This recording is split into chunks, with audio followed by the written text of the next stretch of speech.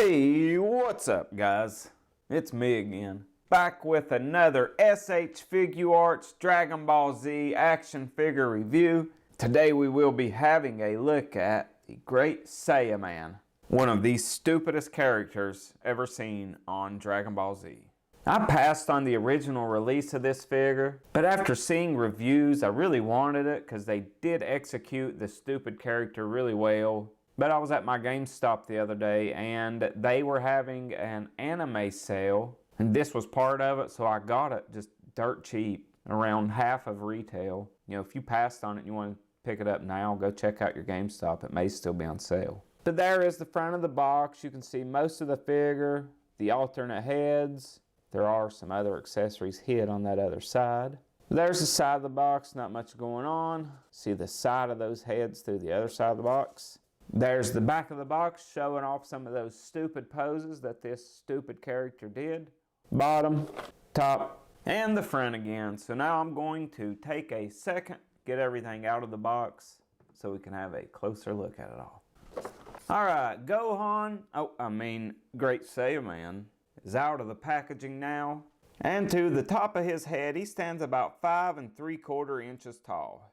And for his accessories, you get several different options with the head, which honestly I think they did such a good job on that helmet, I'll probably leave it on. But you do get this. This is for the helmeted head sculpt, so you can have him screaming with that helmet on. Then you get this powered down Gohan head sculpt. I saw some complaints on this one, but honestly it looks fine to me. You get this Super Saiyan Gohan head sculpt. And these aren't just like face plates you switch out or anything. These are complete head sculpts. You get this Gohan head sculpt with the glasses and the bandana. And if I remember correctly, he wasn't allowed to wear the helmet in the tournament. So he went with this look to remain disguised. You get this separate forearm piece. He has a watch on the one that came on him. This one is minus the watch. I don't know why you would care that much that you would want to remove the watch, but I mean, options are always good, I guess. You get this little plastic piece, and that is if you do not want the cape on him, you plug this in so he's not just left with a big giant hole in his back. You get these extra antennas for his helmet. I don't think there's anything different about them or anything. I think it's just if you lose or break one of the ones that's on him. You get these open palm blasting hands. You get these like karate stance hands. You get these hands, and again, these are kind of for blasting hands or for the move where he's like running with his arms flailing behind him, like that pose.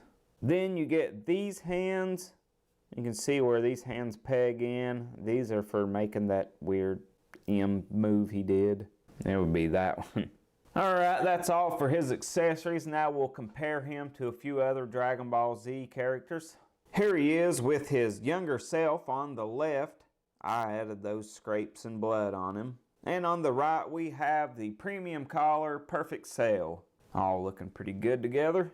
Now here he is with his two dads. On the left we have the SH Figuarts Saiyan Raised on Earth Goku figure. And on the right we have his adoptive dad, the SH Figuarts Piccolo. I think it's time we get a premium collar version of this Piccolo. It's getting a little outdated. Okay, for our last comparison, on the right we have the SH Figuarts Majin Vegeta. And on the left we have the SH Figuarts Mr. Satan, or Hercule. Oh, we can't forget B down here. And this was another kind of stupid character from the show, but I don't know, you couldn't help but like him. I kind of felt the same about buying the figure. I was kind of like, yeah, I'll pick it up. And then I got it and I was like, this is awesome. Okay, that's all for comparisons. Now we'll have a closer look at the figure itself. First off, I just want to get this out of the way. I hate this cape. I hate these freaking plastic capes. All capes on any figure should be done in a cloth material. State law. I'm just going to go ahead and plug this in because if you didn't notice, I hate that cape. Still looks really good. I like how they put the little rip marks for when you take the cape off. Kind of where it would have plugged in on this gi, but he ripped it off. This helmet looks amazing. I mean, they did such a good job on it. There's like a pearlescent blue paint on it. Then the orange looks really good. Just really good sculpt and paint on it. I mean, it is SAIYAMAN, so I'll probably leave this helmet on him. And I'm glad they gave us our alternate chin piece with the screaming mouth on it. That way you do got a couple options with keeping the helmet on. You know, the rest of the figure, it's not much going on. I mean, it's true to the anime, but it's just the helmet kind of outshines the rest of it. There's that watch you can switch out. I think the costume come from the watch. So, honestly, I don't remember or know why you would want a forearm without the watch. And for articulation on this great SAIYAMAN, my head is really loose for some reason. I mean, I guess it will stay where you put it. That's all that matters. He will look up that high, down that much. Shoulders will go up that high. They'll spin around, no problem. They will butterfly forward some. You do have an upper bicep swivel. Nice bend at the elbow. Wrists are pegged in and on a hinge. Decent crunch at the upper abs. Goes back really good. And that's pretty much using both of those together on that. And there is swivel there as well. Now these skirt pieces are really soft, so I don't think they're going to hinder the legs at all. No, they don't. So you can kick forward that far, back that far. You can do the splits. He does have an upper thigh swivel. Really good bend at the knee. His feet are on a barbell type ball joint, so you get good movement there. Pretty much move those feet any way you want. And you do get toe articulation.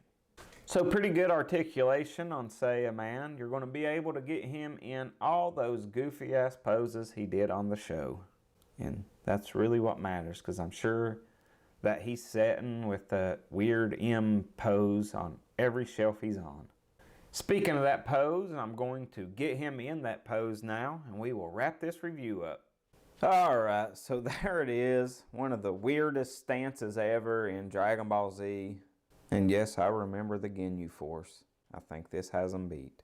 But this figure does pull off the pose really well, and I mean, for a stupid character, you want him in his stupid pose. I'm sorry if you're offended that I keep calling this a stupid character, but it was just a really weird path they took Gohan on for a short while. But you know what this figure does make me want? A Videl figure. Why do we never get that? I guess they're still going. Maybe one of these days. But again, I did pick this up at GameStop for a great price. If you passed on it and were thinking about getting it, I would go check there, because it actually is a really nice figure. And everybody's Dragon Ball Z collection is missing a little weird. But that is all I have for this review. I hope you guys enjoyed this unboxing, and I'll see you guys next time. Have a good one. Bye for now. I really gotta poop, but the sun's in my eyes.